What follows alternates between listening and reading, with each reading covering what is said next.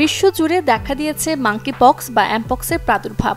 এরই মধ্যে পৃথিবীর ১২টি দেশ ও ৮০ জনের শরীরে ভাইরাসের সংক্রমণের উপস্থিতি পাওয়া গেছে। মাঙ্কিপক্স একটি ভাইরাসজনিত রোগ, যা শরীরে ফোস্কার মতো তৈরি হয়ে ফেটে যায়, এরপর চামড়া উঠতে থাকে। দেখতেও কিছুটা গুটি বসন্তের মতো।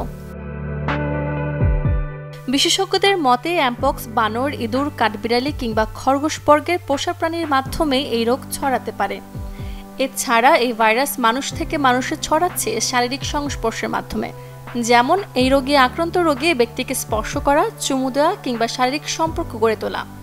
সংক্রমিত ব্যক্তির শ্বাস প্রশ্বাসের খুব কাছাকাছি থাকলেও সংক্রমণের ঝুঁকি বেড়ে যায় অনেকটা। অ্যামপক্সে আক্রান্ত বন্যপ্রাণী শিকার করা, চামড়া তোলা, মাংস কাটা, এমনকি রান্নার সময় কম তাপে রান্না করা খাবার খেলে সেখান থেকেও ভাইরাসের সংক্রমণের আশঙ্কা থাকে।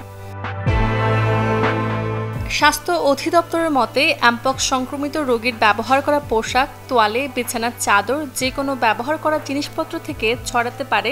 সেই সাথে সংক্রমিত রোগীর ব্যবহার করা ইনজেকশনের সুই অন্য কারো শরীরে প্রবেশ করালেও অ্যামপক্স হতে পারে। এছাড়াও অন্তঃসত্ত্বা নারী মাঙ্কিপক্সে আক্রান্ত হলে অনাগত সন্তানেরও হতে পারে মাঙ্কিপক্স।